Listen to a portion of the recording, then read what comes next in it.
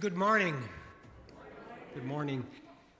Communities have treasures. Certainly in Guilford, the mountains and the lakes, the sheer beauty we enjoy day after day. Those are nature's great gift to all of us. The library, community treasure. But communities that thrive have more than nature's bounty to thank. They owe a debt of gratitude to a handful of people so devoted to the community's welfare. People who tirelessly give back. They invest themselves and their resources in the children and young adults of the community. And that's exactly what Leo Sanfacon was, a community treasure whose life enriched the entire community. When we opened the Guilford Youth Center about 13 years ago, Leo was on the first board of directors. He was generous with his time and a huge financial supporter of that and many other groups. Leo worked hard, was a respected dentist for decades. He gave back to his community, but he also knew how to have a good time. When you play tennis or go sailing or travel, take a moment and close your eyes and picture Leo doing those things. And then be like he was, be a lover of life. I love a memory the longtime friend Doris McAfee shared.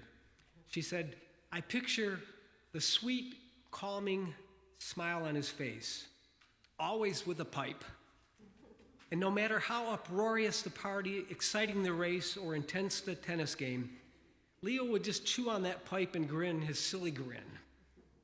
And then finally, Leo was a person of faith. Not faith in an old book or a creed, not faith in things that may or may not happened a long time ago, but faith in himself, faith in his friends, faith in life. So once again, death has beckoned us here on this beautiful day, but more than death, it is Leo's life that calls us, his 91 years of living and loving. And I'm guessing that Leo would want this service to be filled with good stories, lots of laughter, not pious platitudes, and later some good food and drink. So let us do all things appropriate for an occasion as this. And when evening comes, let us do what we should do every day. Give thanks for Leo Sanfacon.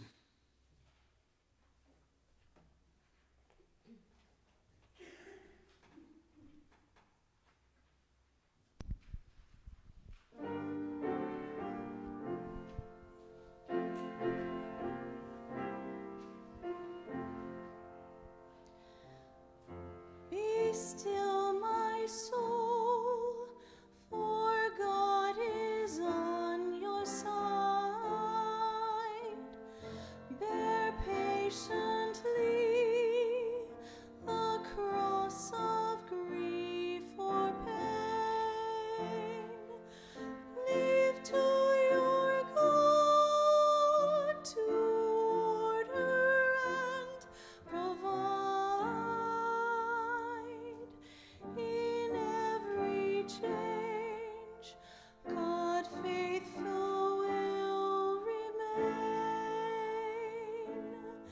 Be still, my soul, your best eternal friend. Through thorny ways leads to a joyful end. Be still, my soul, the hour soon be here.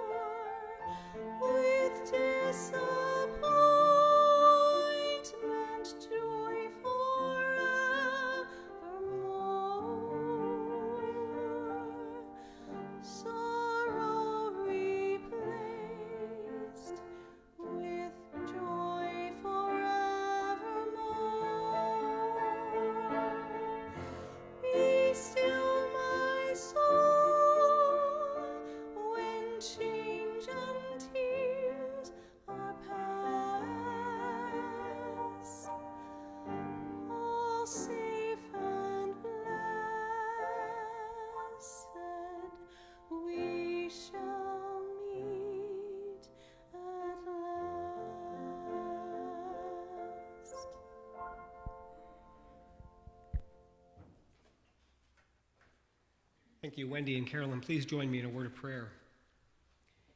Each of us lives between two eternities. Each birth causes us to wonder where the spark of life comes from. And every death invites us to wonder about what matters, what survives after we live in this world. We live amidst the wonder and beauty of all life, and we marvel at the gift of what it means to be fully live, fully human. This morning, we are particularly thankful for the gift of Leo, a life and a gift to all of us and to so many others in our world. We too are grateful for the gift of love, for the wonder of human relationships, the ability to know another and to be known. And today we are particularly thankful for the love that we experience from Leo and the love that we could offer him in return. May each of us hold on to shining moments of memory. May we carry these in our hearts as a candle, a companion in our darkness. And we do believe even in times of sadness there is room for laughter. May we remember that the joy that comes from loving and friendship remains with us. For it is through each of us that Leo's memory stays alive, that what he believed in will be carried forth. So may we remember his gifted hands, his devotion to family and community, his hard work, his patriotic spirit, and his wonderful sense of humor. This is our prayer. Amen. And then please join me in reading the 23rd Psalm. It's printed in your bulletin. The Lord is my shepherd, I shall not want. He maketh me to lie down in green pastures. He leadeth me beside the still waters. He restoreth my soul. He leadeth me in the paths of righteousness for his name's sake. Yea, though I walk through the valley of the shadow of death, I will fear no evil, for thou art with me. Thy rod and thy staff, they comfort me. Thou preparest a table before me in the presence of mine enemies. Thou anointest my head with oil, my cup runneth over. Surely goodness and mercy shall follow me all the days of my life, and I will dwell in the house of the Lord forever. And then we're going to have some grandchildren share some memories of their grandpa.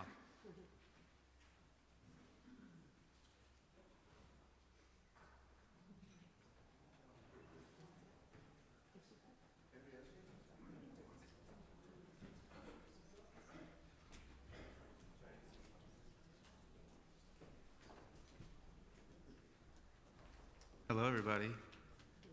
It's good distance, I think so. My name is Morgan, and I am one of several Richardson grandchildren.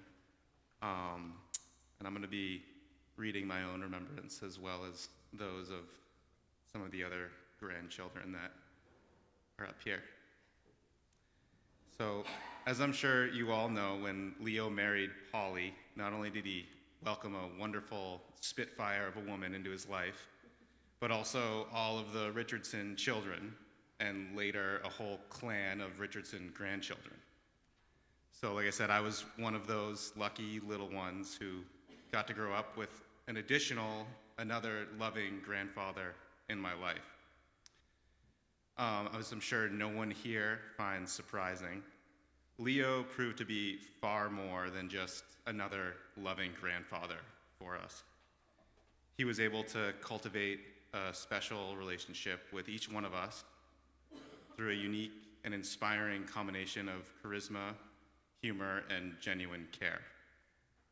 Personally, I grew closest with Leo during the times I spent with him around Squam, both as a child and an adult. I hold dear memories of snorkeling with him around the island, cruising on the boat, learning to play cribbage, and pulling sunfish out of the lake again and again and again. What I find most striking, however, is that my most vivid memories are some of the smallest details. Leo cracking salt and pepper on fresh sliced tomatoes and cukes, his reading glasses next to that day's paper, or relaxing into the sound of his voice while he shared a story that was sure to end in a joke. Now that he's gone, it seems that my memories of these small aspects of being with Leo have only sharpened. Reading through the remembrances I have to share with you today, I know that this is a sentiment shared by all of us Richardson grandkids. We will miss him dearly, but are so very lucky to be left with these small treasures, the gifts of having been welcomed by so much more than just another loving grandfather. So first, these are some words from Connor. Did Connor make it up? No? That's all right. He's here in spirit. Words can't describe how great someone was, but I'm going to give it a shot. Leo was a great man who cherished every moment with his family. One thing I always loved was when my mom said we were going up to Squam or to Leo and Polly's to visit. Before I walked through the door, I was already waiting for the first joke to come out of Leo's mouth. It was inevitable. He loved that. He loved putting a smile on everyone's face, whether it be from doing something nice or coming up with another dry joke that you couldn't resist laughing at. The only time I ever saw Leo upset was when I convinced my mom a water snake was swimming after her at Squam, which of course I thought was funny, but he didn't think so when my mom looked as if she was going to have a heart attack. Every other time I was around Leo, he was always so happy, especially when his grandkids and all relatives were together with him. And we all loved the stories, laughter, and love he shared with everyone. My Grandpa Leo was a wonderful man, and we all love and miss him very, very much.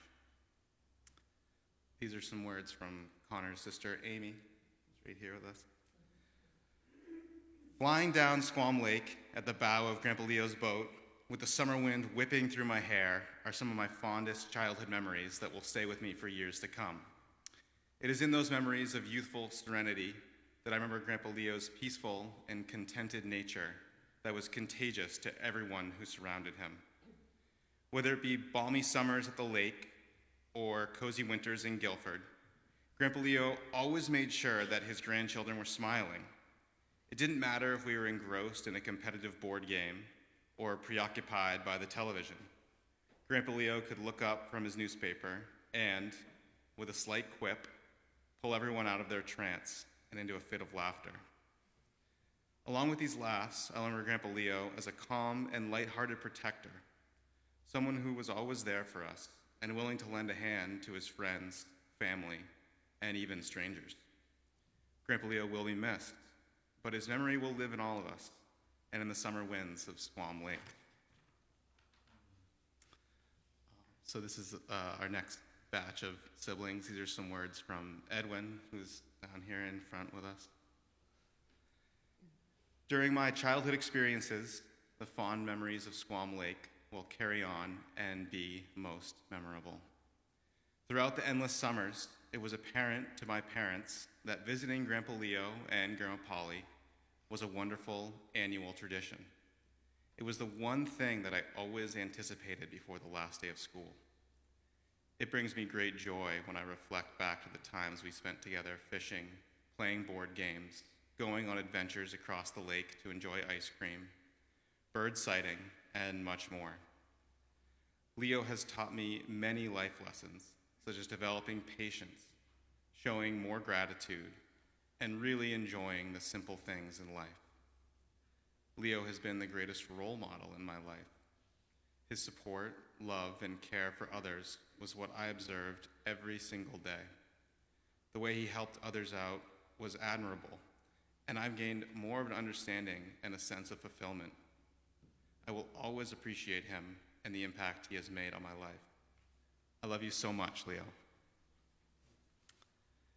And this is Edwin's brother, Stuart, who is, I think, waiting outside right now. When thinking of Leo, my memories of him are often strongly tangled with Squam Lake, an environment and time so formative and prominent in my life. Obviously, and to get straight to it, this time was so special, and I hold so dearly, principally because of Leo and Polly. While my time with them at Squam was filled with activities that would capture the excitement of kids, boating, fishing, rope swings, etc., that was not what dominates my memories today. What endures are memories of things much more mature than have the right to be impressed on a child. Turning on the blower for a few minutes before starting the boat engine. Community performances of classical music. alcohol-free beer. When of age, I was able to successfully counter Leo's assertion that you couldn't tell the difference between O'Doul's and Sam Adams by beating his blind taste test. Milfoil, loons, the dump, reading the newspaper, the butcher, community committees, and handkerchiefs, just the highlight. These memories are so strong and beat out more classically exciting memories because in my mind, they are distinctly Leo. And to me, that means that they are fundamentally, even if not in any way I can clearly explain, about goodness and caring.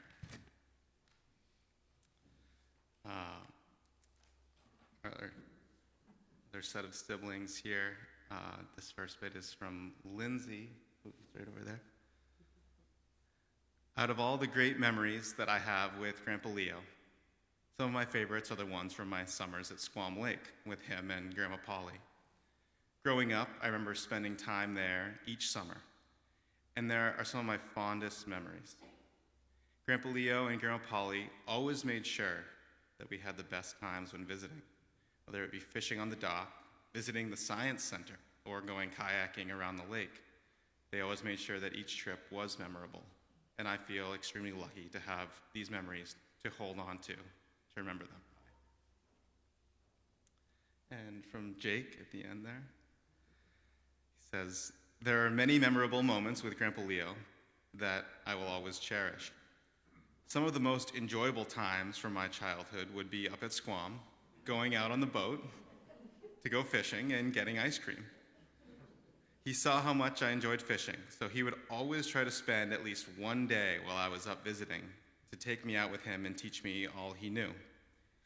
Even if we wouldn't be able to go out on the boat while I was there, he would always make sure to have worms that I could use to fish off the dock with. I remember one time when we were out on the boat, we had been fishing for quite a while with not much luck. Then all of a sudden, I hooked into something pretty big. When I finally got it reeled in, we realized it was a catfish that I had. We were both so excited because I was used to catching little sunfish off the dock. So actually getting a decent-sized fish was very thrilling to me. He came over to help me and showed me how to handle dehooking it and safely getting it into the water. There are so many moments with him like this that I will always remember him by. He was one of the most loving and caring people I've ever met, and I'm proud to be able to say he was my grandfather. I will truly miss him, but will always cherish all the time we had together. And then, if I'm not mistaken, I think the last remembrance I have here is from my brother, Lou, who's right here in red. And Lou chose to write a poem that I'm going to share with you about Leo. Strong like a lion, kind as a deer, wise like an owl. My Grandpa Leo, he always gave himself for others, so generous and caring. I've learned so much from our Grandpa Leo. He guided us across Squam Lake, or watched quietly from the dock. He showed me how to cast a line. He taught me that the most important is not to catch a fish, but to be present and alive with the water, becoming part of the beauty all around us. I know he shared this with my Grandma Polly, and I will always remember them for their passion and love for life and each other, their generosity, and how they gave so much to our family. Thank you. I'm going to pass off the mic.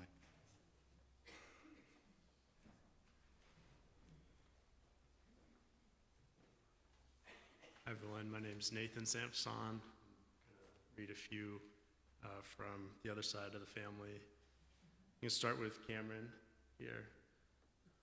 One of my earliest memories of my grandfather isn't even directly about him, but about hearing his voice. When I was very young, maybe 2 or 3 years old, my grandfather made cassette tapes of himself reading picture books aloud and sent them in the mail to me and my cousin Nathan.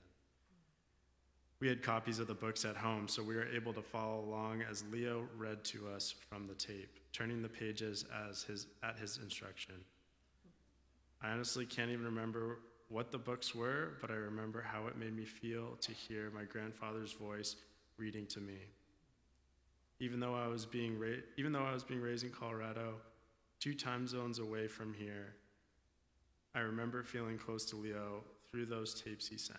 He was truly committed to building relationships with his grandchildren, which he made easy when we visited him at Squam Lake or during his visits to Colorado around Christmas time.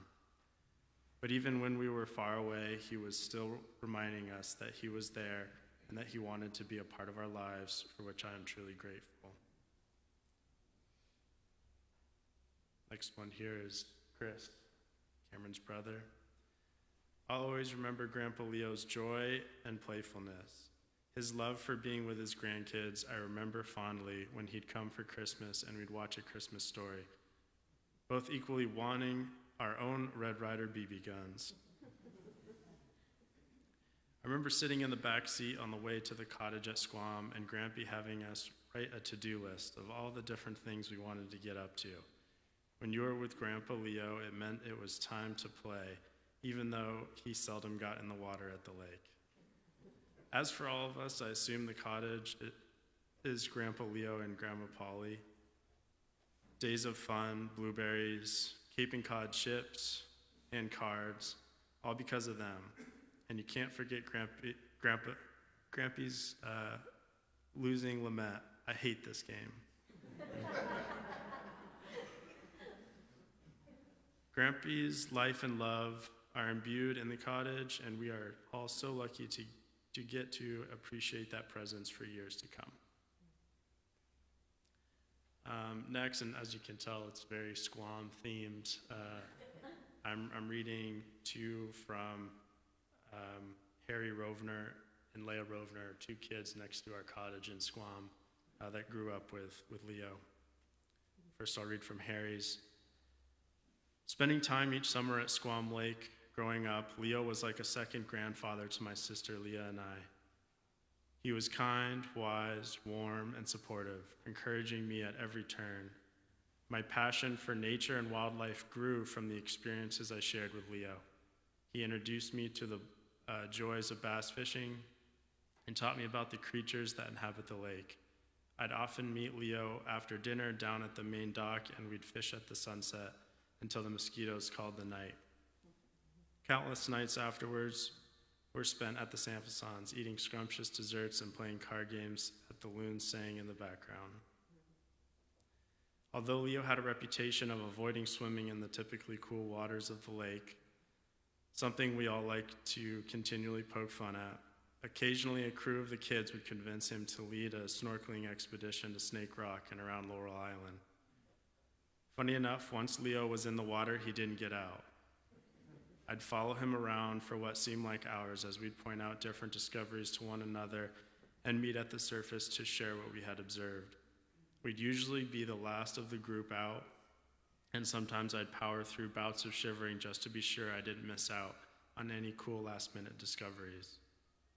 With blue lips and pruned toes, we'd warm up in the sun, debriefing about the slightly exaggerated huge bass we had seen and tried to define landmarks so that we could fish for them in the following days.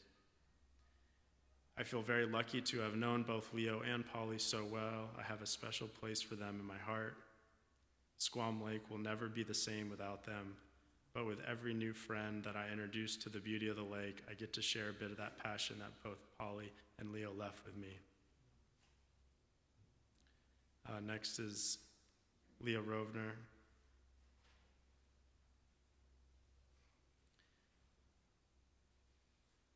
Leo was like a grandfather to me.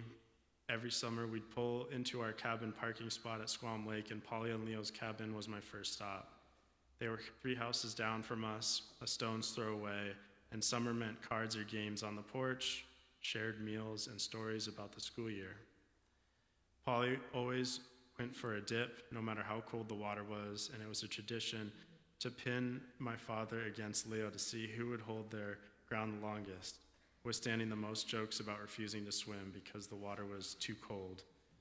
The water at Squam never falls below 65 degrees.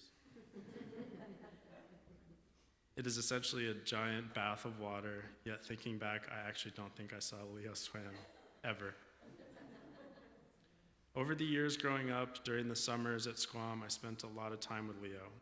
He spent a lot of time on his sailboat or rowboat, sitting on the dock, chatting with fellow Westman folk, leaving to go play tennis or run out for corn at Moulton's. My dad always brought Leo some fresh crab meat from Boston, and my brother and I were tasked with bringing it over when we'd arrive for the week. Leo was thoughtful and kind, playful and wise, and I really enjoyed his company and considered him my friend.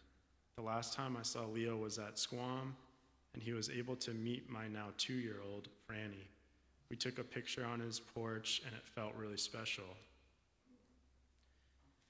Leo's passing not only saddens me, but has a specific weight to it. It means a piece of my childhood is gone, living on now in only memories and photos.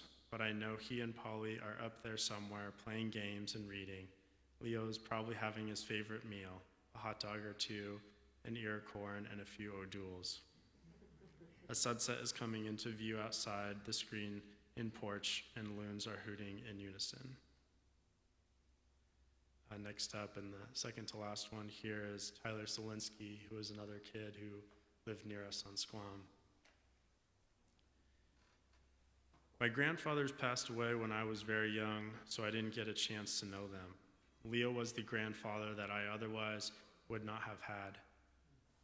I have so many fond memories. As an adult, Leo would remind me how when I was little, I would shout from my deck over to him and say, "Leo, can you come out to play?" He would invite me over, and we would have wonderful conversations on his beautiful deck or go to the basement and play with the many toys and blocks and make something really special. One time when my mom and dad wanted me to go in for the evening, I decided I really had no interest in going in to take a bath and get ready for bed, so I ran and hid. My mom and dad and most of our Westman community was out looking for me as I sat high up in the tree next to Polly and Leo's cottage. After a sufficient amount of time had passed, it was almost dark. It was Leo who finally revealed where I was. I think he knew all along exactly where I was. I had been playing in that tree for the past few days. That was our secret. By that time, my mom and dad were so happy to see me, I think my punishment was less than if they had found me right away. We had fun at the dock as well. Leo loved to watch me swim with my mask and snorkel at a young age, and laughed so hard when I grabbed snakes out of the water that everyone else was afraid of. Thank you, Leo, for being the grandfather that I otherwise would not have had. I know he loved me, and I love him.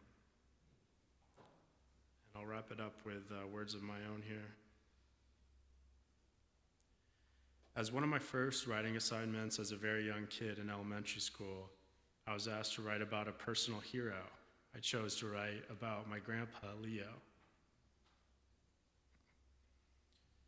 His heroism in my younger and now older eyes manifested in his presence. Not only was Leo remarkably generous with how he shared his time with you, but when he did so, he was ever present. His presence was such an impactful gift to those in his life, and especially his grandchildren who spent many of their formative years on the lake with him and Polly. He would actively listen and ask endless questions to a grandkid's long-winded telling of his or her school year. He would schedule his day on what activities the grandkids wanted to do that day. He truly was happy just to be present in our lives, and his presence was not just with grandkids, but with his neighbors and community. I would beam up with pride when neighboring kids at Squam would come over to the cabin, not to hang out with me, but to see Leo and share a story of their day or get help with a fishing rod or ask his thoughts on their plans to catch a snake, knowing that he would give his full self to them. They would leave with a big smile and satiated with love. I'm incredibly grateful that I was able to see my grandpa this summer and spend quality time with him, as he was even more present than ever. He would sit on the deck and comment on the beauty of the lake, ask a passerby if they swam in the lake, decline if we asked if he wanted to swim, tell my dad that the trees were being well managed, baffle and squirm at his grandkids having beards, and then once again comment on the beauty of the lake, all the while like a Buddhist monk living only in the present and appreciating each moment. While Leo will no longer be at Squam when I visit, his presence will be. I will never be able to think of Squam or visit the cabin without my grandpa being in my thoughts. As he did with all of his grandchildren's creations and photos, Leo framed that short essay I wrote about him being my hero and placed it in Polly and his bedroom at the cabin. Thank you, Grandpa, for being my hero. I love you.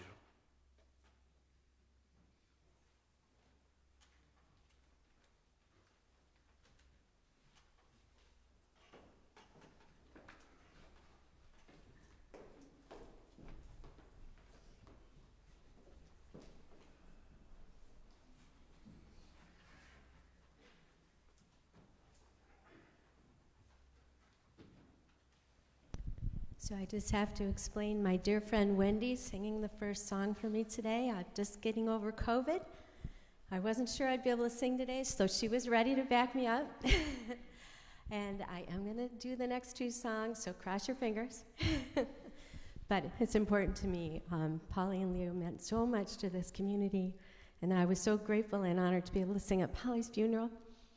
And I really wanted to do so today. And of course, y'all made me cry. So anyway, for Leo and Polly, I'm so grateful.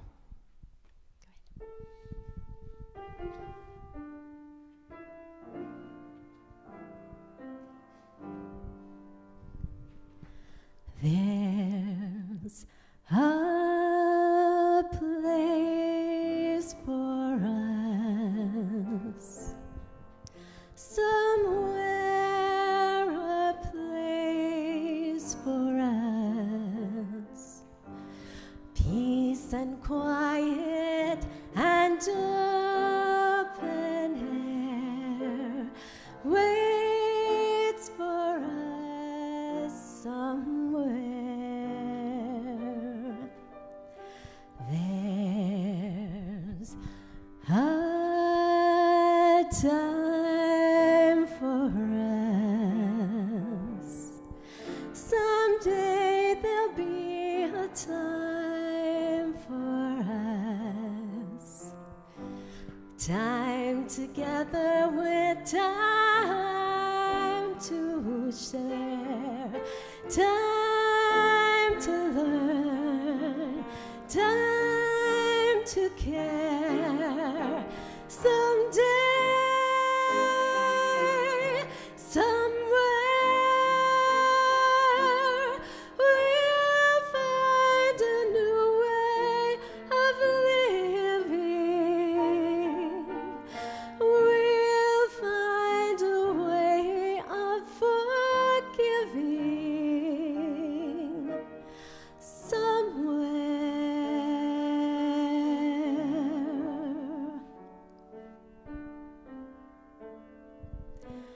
There's a place for us, a time and a place for us. Hold my hand and we're halfway there. Hold my hand and I'll take you there somehow, someday, somewhere.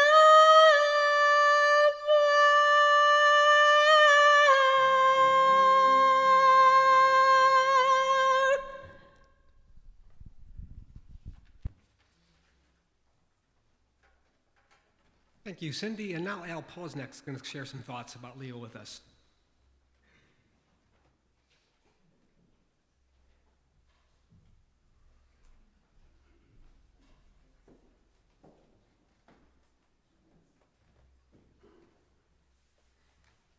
know it's impossible to do justice to a person's life, but you kids, you're not kids anymore. You came pretty darn close. What a tribute to hear the mark that Leo left on you. I hope he heard you because you would have really made his day. I knew Leo for 55 years. He was my friend. He was a good soul. In reflecting about him, what stands out the most is when you talk with Leo, he wanted it to be about you. You always felt he saw you. He easily got to the heart of who you were. He knew what made you tick, and he always thought first about what you needed. The same with kids. He was so good at getting in their space. He knew how to follow their lead. That was Leo's essence. And sadly, during the last few years, so much of what made Leo Leo was taken from him bit by bit, but his essence still remained. Anne and I saw that essence this past summer. We took him to lunch outdoors in Meredith, and it was a hot, hot day. Leo was very uncomfortable in the hot sun. When the meal was over, while I went to get the car, Anne was standing on the sidewalk with Leo, and he was very uncomfortable in the sun, and Anne was holding his jacket up to protect him from the sun.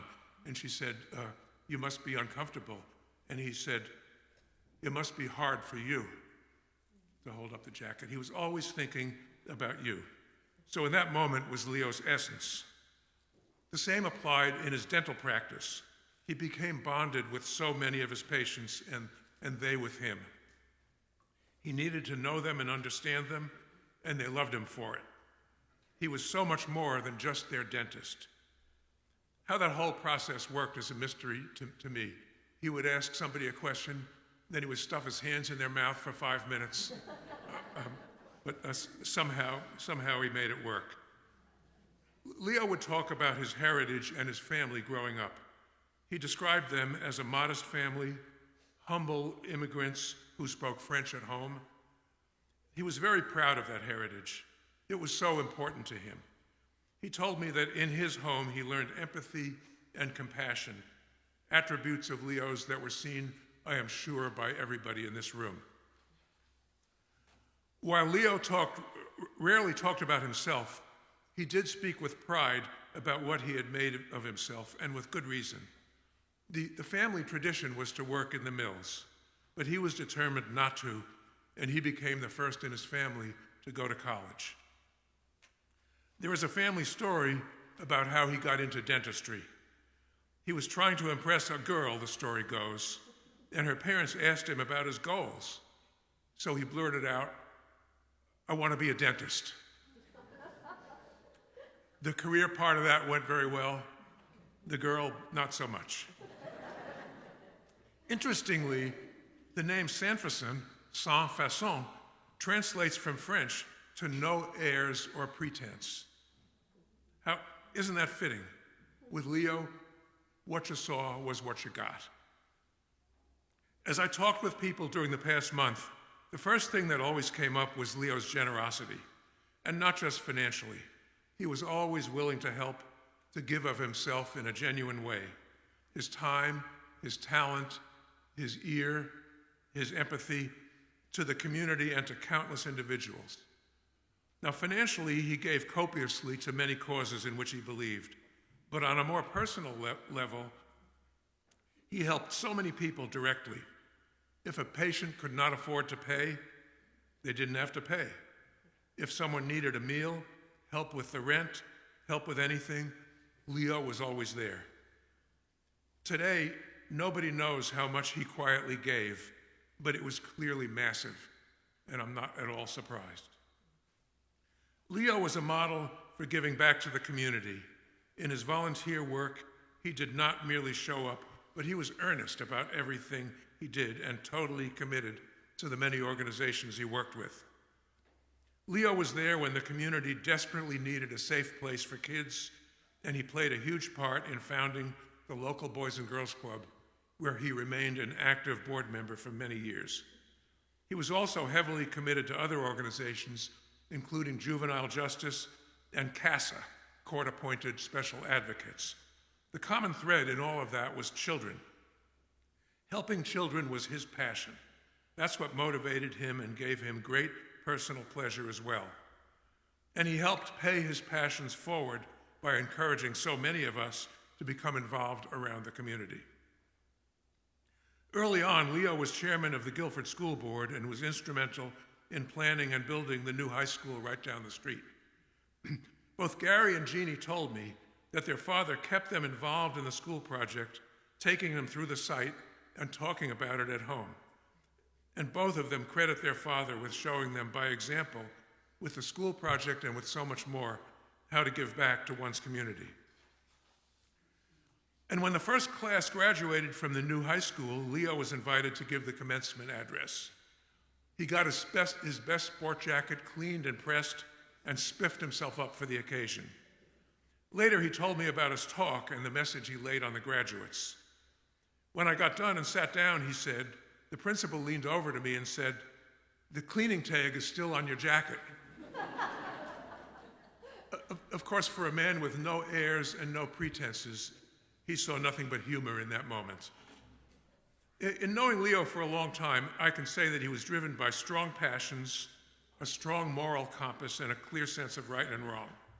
And importantly, he was always ready to act on those passions, not just to talk about them.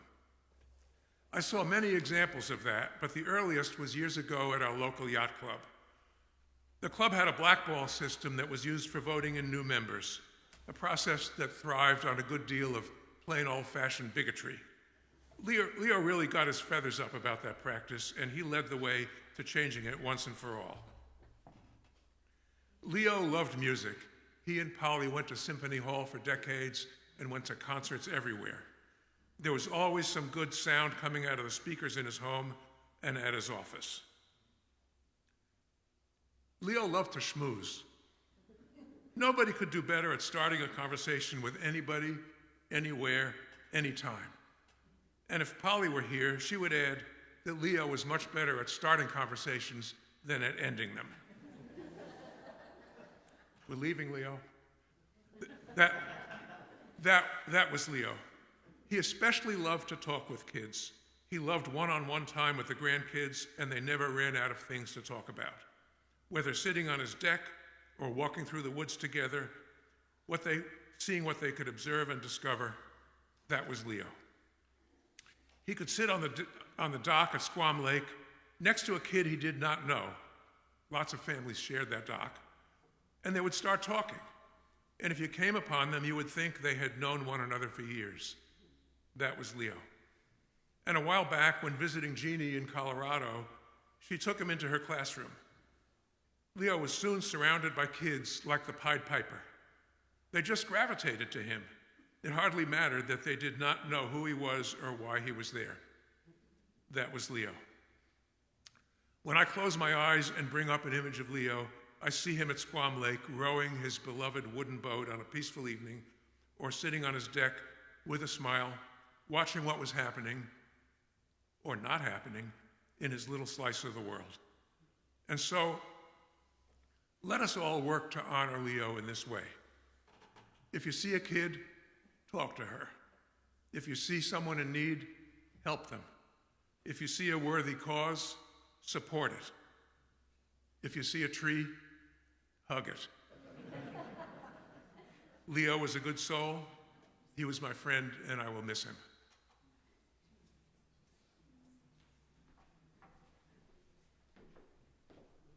Thank you, Al. That was wonderful. And now Peter Millen will share some thoughts.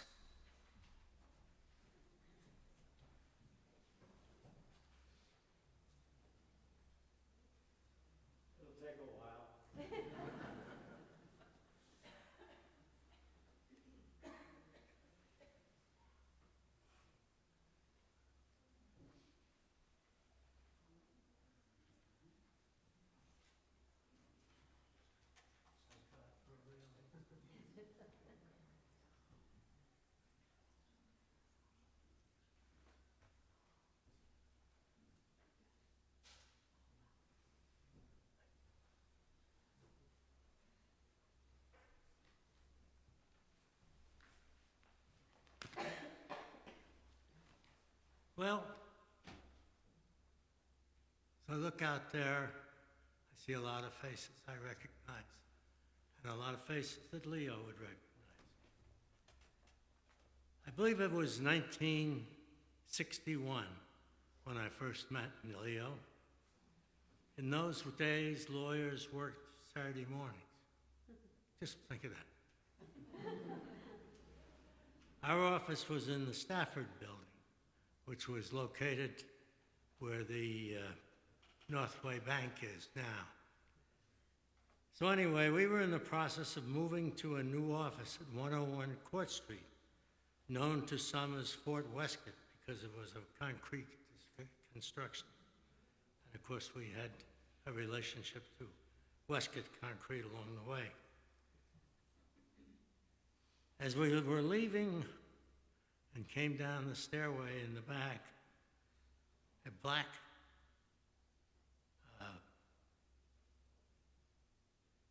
Beetle, I guess they call them, a black Beetle, VW Beetle, drove up. And in it were Leo and Jan, and perhaps Gary. I can't really remember what the situation was with that little kid who was there. They had come up to Laconia to scout out an office for Leo to start his dental business. He took it. That is our old office. And history will tell you that the Millums and the Sanfacons became good friends. Leo and I enjoyed sailing. It started with lightning races at the yacht club. Sarah Pilliard was the owner of a lightning, but didn't like racing.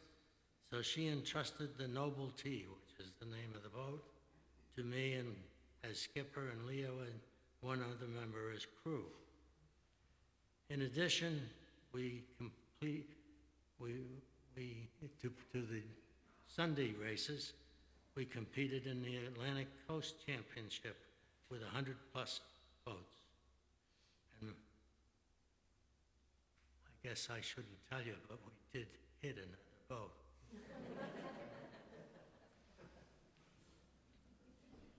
After that, Leo acquired a Mega, a much larger boat, which he raced without hitting anybody else. Obviously, he enjoyed the sailing, but Polly, not so much.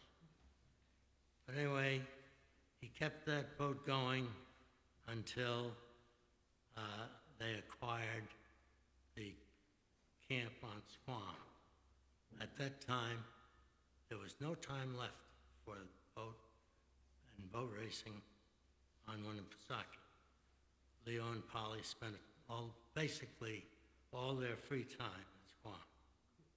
And when I heard the stories of the grandchildren, I know why.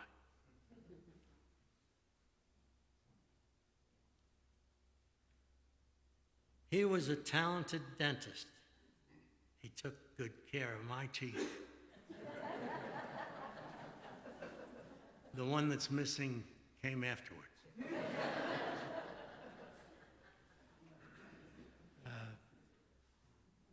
It's funny. I have in here that Leo was a great talker, great conversationalist.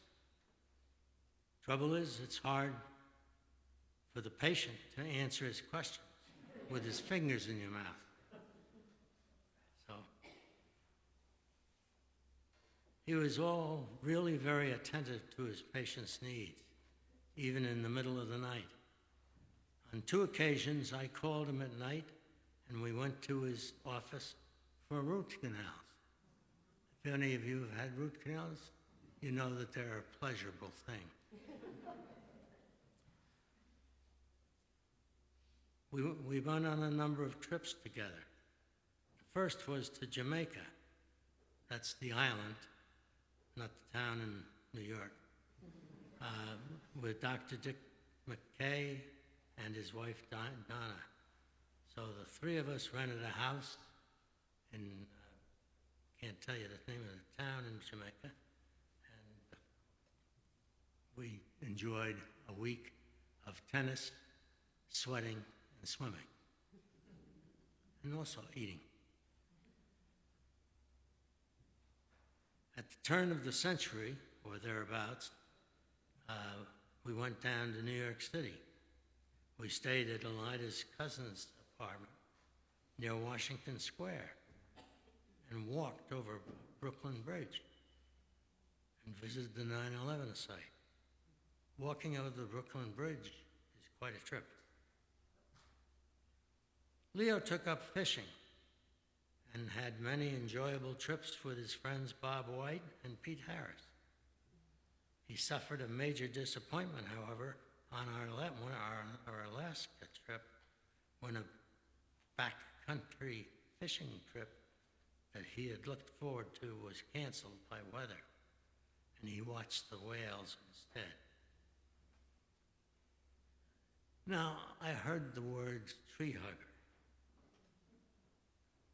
Leo was a licensed tree hugger.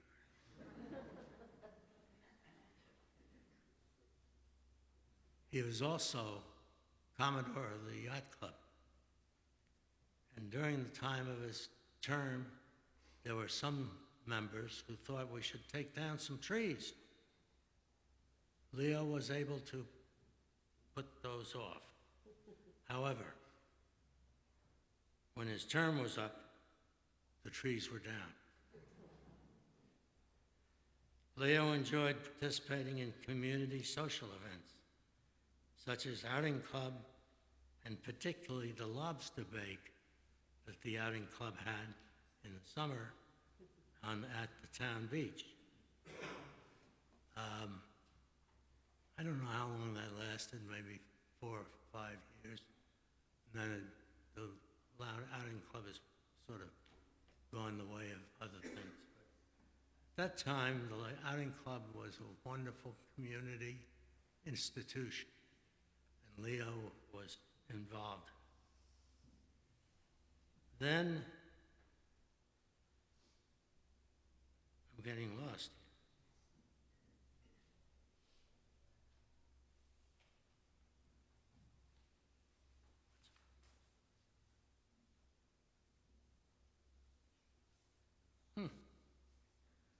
Oh, that's somebody else's.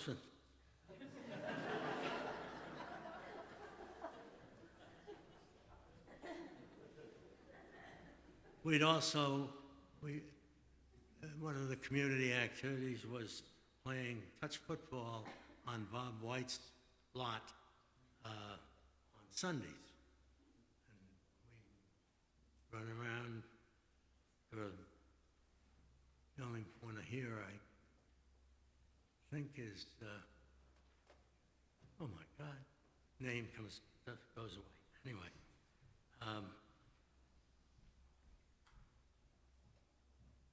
we used to have a progressive dinner on New Year's Eve.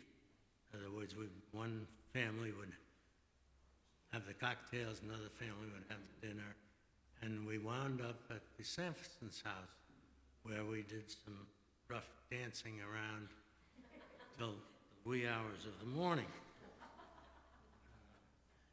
Often, in those days, it was quite cold on New Year's Eve, and you could get a good frostbite if you wanted to. Anyway, Leo liked classical music, and he and we had seats in the VSO on Friday afternoons in the fall and the spring. And Leo drove the car to get us there. Now, in the early years, it was fine. But later, I sat in the front seat, the death seat. And we said, Leo, you're getting kind of old. I was too. We ought to find somebody to drive us down there. Well, he took offense at that, but and eventually we did get a sort of bus that came from Symphony to Nashua, and Elida would drive us down to Orlando. International. She's a little younger. And of course, he also patronized the New Hampshire Music Festival in the summer. And that was, we did that for probably 40 years. Now, Leo had a pickup truck. Why? I don't know. It's nice to have a pickup truck. But it's better to have a friend with a pickup truck. I was very fortunate to have Leo as a friend. Thank you.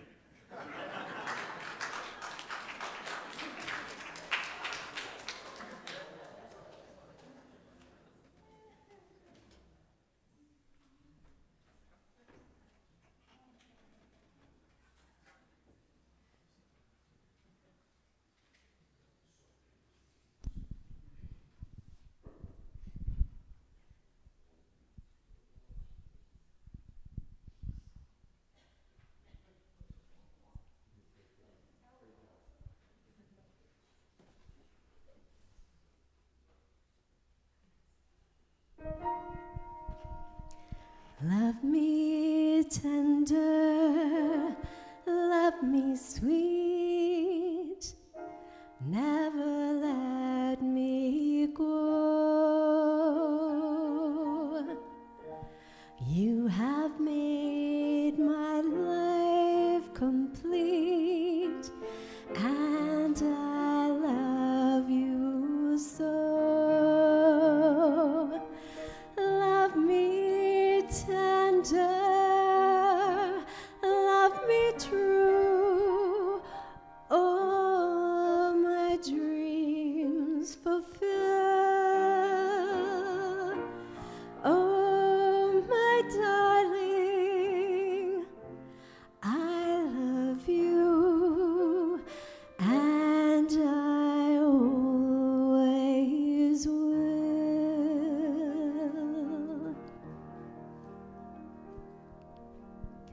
Love me tender, love me long, take me to your heart,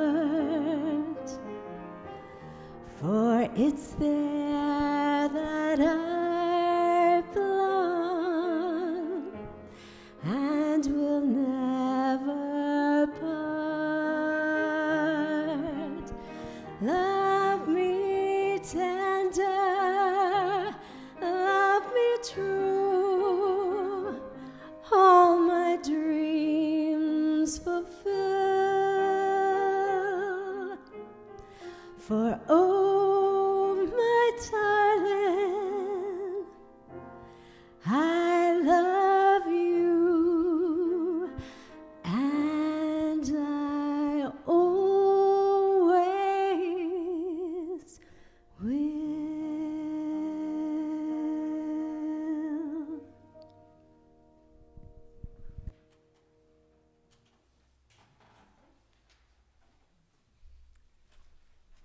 Thank you so much for your presence here today and all the love and support you've offered to Leo and his family through the years. Following our final hymn, Blessed Be the Tie That Binds, which is hymn number 393, we'll go down to the fellowship hall. There's some great pictures and some wonderful refreshments. But here's, I think, an appropriate benediction. If I should go before the rest of you, break not a flower nor inscribe a stone, nor when I'm gone speak in a Sunday voice, but be the usual selves I've known and love. Weep if you must, parting is hell, but life goes on, so sing as well. So why don't we stand as we close singing hymn number 393. We'll do verses 1, 3, and 4.